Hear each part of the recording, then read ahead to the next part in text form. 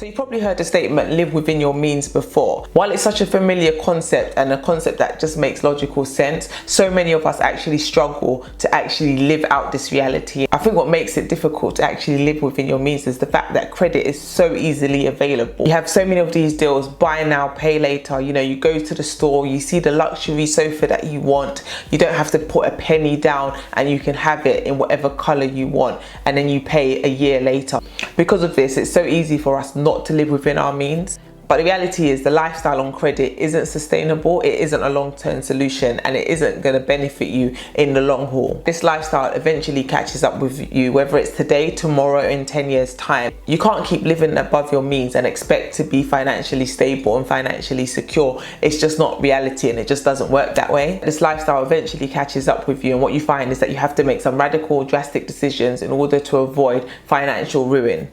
So a few years ago, my husband and I were in this same place. We were in that same position where our spending was out of control. We had been spending so much more money than we had coming in. We ended up in £36,000 worth of debt because of it. So I'm talking from a place of experience. Trust me, it is not about living above your means, because eventually it catches up to you and there's no way out of it. Those debts which you incur, those credit cards, those overdrafts, those loans, they need to be paid off eventually. What we had to do is face our situation head on, pay off that debt, and make that decision together to not end up in that situation ever again. With that being said, in this video, I'm going to be sharing some real practical tips that you can apply in the area of your finances so that you can live within your means and not end up in so much debt like we did. And if you are in debt, know that there is a way out, that you don't have to stay in debt, and that you can turn your finances around just by being intentional and deciding and committing to the journey ahead. Because I can't lie to you, it will be a long journey, but it's going to be so worth it on the other side.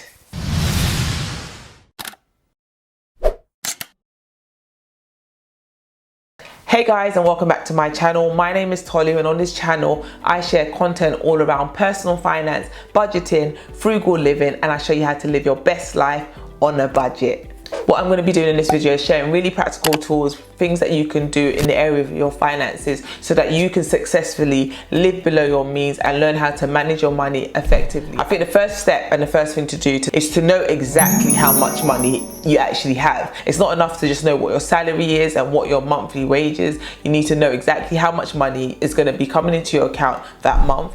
So once you know exactly how much money you have coming in as a household, you then need to make sure that you spend less money than you make. So it's literally as simple as that. It's a case of knowing how much money is coming in and making a calculated effort to ensure that the money that goes out is less than the money that's coming in. If there's one thing that's going to rob you of your money, it's the Joneses effect. Like, if you don't know what the Joneses effect is, it's the struggle of keeping up with the Joneses. And I don't even know where the concept came from, but it's literally the concept of trying to keep up with the neighbors, trying to keep up with what everybody else is doing. Because you see somebody else with a nice car, you think, I need to get a nice car too. Or you see somebody with a house bigger than yours and you think, oh, I need a bigger house like them too. So doing things like that, trying to keep up with other people, trying to do things so that, you know, you're not left behind, it's going to end up making you spend money that you don't have. It. Listen, don't keep up with the Joneses. I've seen a quote that goes around saying the Joneses are broke. That may or may not be true, to be honest, because yeah, some of the Joneses are putting on a facade and it is not the real deal. They may look like on the outside that they have it all together and that they're well off and they're rich, but they could be in a financial mess. But then equally, they could actually have their stuff together and they could actually be in a fantastic financial position, and the house that they're in, they can afford it comfortably. The big car that they drive, they can afford that too. So either way, the Joneses, whatever the Joneses are doing, is not your business. Mind your own business and live below and within your means. Be content where you are with what you have, and literally you'll see your finances grow. So find different ways of making extra money so that you can tackle any debt that you have quickly, and you can save and invest at a quicker rate as well. So like for us, what we did when we were paying off our debt rapidly, my husband was literally working like a madman. I did not see him like for 2 years straight. He was just literally working all the hours God sent just to ensure that we could pay off that debt. And likewise, that's when I started my first business, and I was busy doing that quite a lot as well to generate that additional income. So where you can, find ways to make extra money, because you can use that money to then pay off any debt that you have or put towards any of your future financial goals. Credit card, overdraft, loan, that money is not your money. It belongs to the bank, and the bank is gonna want it back. Don't rely on that credit card too heavily. I know a lot of people use credit cards and overdrafts as their emergency fund, but where you can avoid doing that,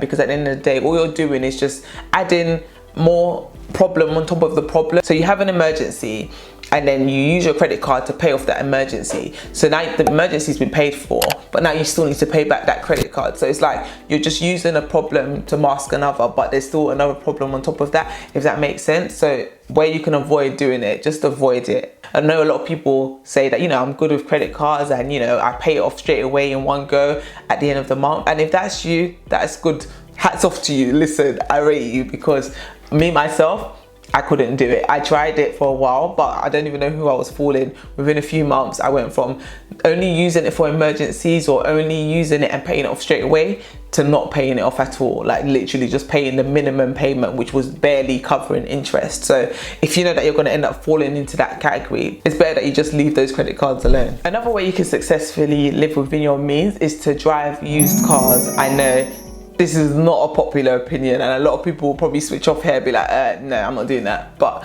for those of you that are still watching, listen, it will save you a lot of money in the long run if you just drive a used car and you don't buy cars brand new. When you buy a brand new car, from the moment you leave that car dealership, that car has lost 20% of its value already. So if you pay 20 grand for that car is already just worth 16k, and that's within an hour. Just live within your means and buy a car that you can afford. If you can afford to buy a brand new car fresh off the parking lot and you're not overstretching yourself, then by all means do it. But if you're really trying to live below your means, one of the ways you can definitely do that is by driving a used car. Just save up to buy things that you want to buy. Like, you don't have to have what you want when you want it. Just take your time and actually save your money to buy it, because you end up saving a lot more in the long run. Yeah, I read a really interesting quote actually that said if you can't afford to save up for a purchase, then you can't actually afford the item. And it's so true. If you can't afford to save up for it, that means you can't afford to buy it. I read another quote that actually said if you can't afford to buy it twice, then you can't actually afford it. I was like, wow, that's actually serious. Because, you know, usually you think, oh yeah, I can afford it, I can afford it. You count the cost and you count it to the penny, and you think,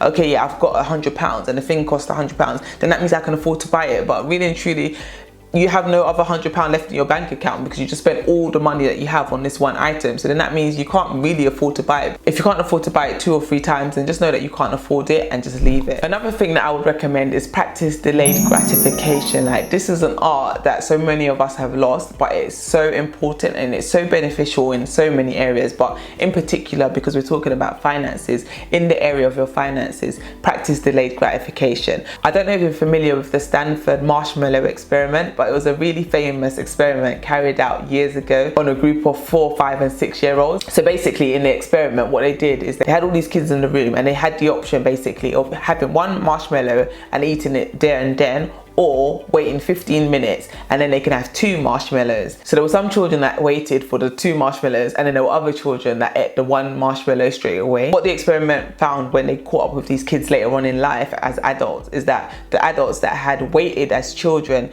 and not taken the sweet straight away and had 2 later on, they were the ones that grew up to be more well-rounded adults, more self-disciplined, more self-motivated, versus the ones that had taken the sweets straight away. So there's a lesson there to be learned. Buy a house that you can afford and not a house that the bank tells you you can afford. So that's definitely one of the pitfalls that we fell into when we were looking for a property. We went with what the mortgage advisors told us is the amount that we could borrow, when in reality what we should have done is calculated that cost for ourselves and decided how much was affordable for us and how much was a comfortable price that we can afford to pay for a home. So that's definitely advice I would give to you, like watching this. If you haven't yet purchased your first property and you're considering buying a home, definitely work out that cost for yourself. Work out what is a comfortable amount for you to pay monthly for your home, and make sure that it's well below your means so that you're not overstretching yourself.